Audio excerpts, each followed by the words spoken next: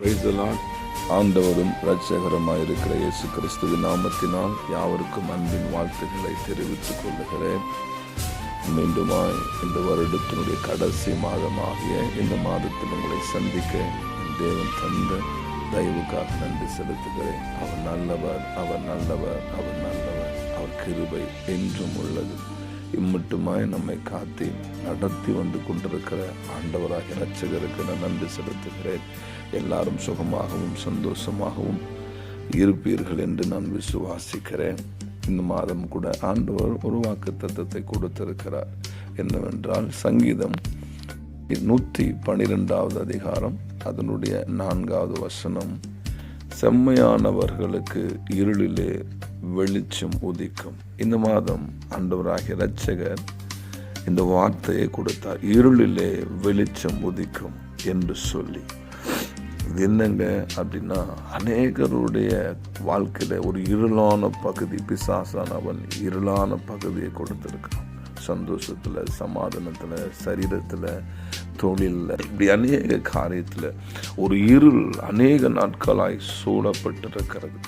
ஆமென். வெளிச்சம் இல்லாதபடி, அதை காணாதபடிக்கு ஒரு இருள் ஒரு பெரிய தாக்கத்தை நம்முடைய வாழ்க்கையில் ஏற்படுத்தி இருக்கிறது. இன்றைக்கு ஆண்டவராகிய இரட்சகர் சொல்லுகிறார், இந்த இருளிலே ஒரு வெளிச்சம் உதிக்கும் என்று சொல்லி. இந்த இருளிலே ஒரு வெளிச்சம் உதிக்கும்.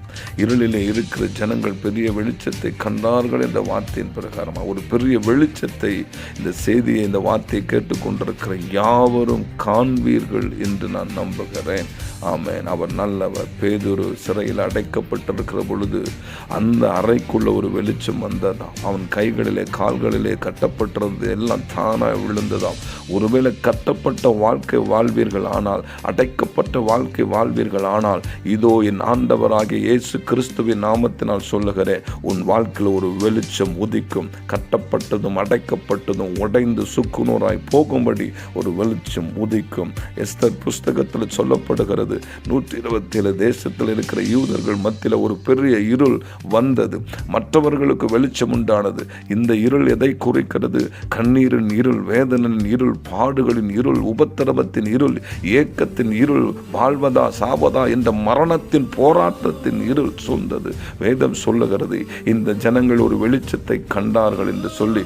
ஒருவேளை இப்படிப்பட்ட சூழ்நிலை, ஐயோ மற்றவர்கள் எல்லாம் நல்லா இருக்காங்களே, என் வாழ்க்கை மாத்திரம் இப்படி காணப்படுகிறது, ஏன் என் குடும்ப வாழ்க்கை இப்படி இருக்கிறது, என் தொழில் இப்படி இருக்கிறது, என் பிள்ளைகள் இப்படி இருக்கிறார்கள் என்று சொல்லி வேதனையோடு துக்கத்தோடு இருப்பீர்கள் என்றால், இன்றைக்கு இயேசு கிறிஸ்துவின் நாமத்தினால் சொல்லுகிறேன், இதோ ஒரு வெளிச்சம் உன் வாழ்க்கையில உதிக்கும், இதோ ஒரு வெளிச்சம் உன் வாழ்க்கையில உதிக்கும் என்பதை நான் விசுவாசித்து சொல்லுகிறேன். இந்த வார்த்தையை கேட்டுக்கொண்டிருக்கிற உங்கள் யாவருக்கும் இந்த வார்த்தை வல்லமையாய் செயல்படுவதாக. இதனோடு கூட வேதம் சொல்லுகிறது, லூக்கா 15 ஆசையா திருமணத்துக்கு எதிர்பார்த்து கொண்டிருந்த ஒரு ஸ்திரீ திருமண நாள் நெருங்கி கொண்டிருக்கிறது. ஆனால் அவள் திருமணத்திற்காக வைத்திருந்த அந்த அடையாளமான காரியங்கள் காணாமல் போய்விட்டது. இன்றைக்கு நிறைய பேருடைய வாழ்க்கையில ஆசையா பிள்ளைங்களை வளர்த்துறீங்க, ஆசையா பணம் சேர்த்து வைக்கிறீங்க, ஆசையா தொழில் செய்றீங்க, ஆசையா ஏக்கத்தோடு இருக்கிறீங்க.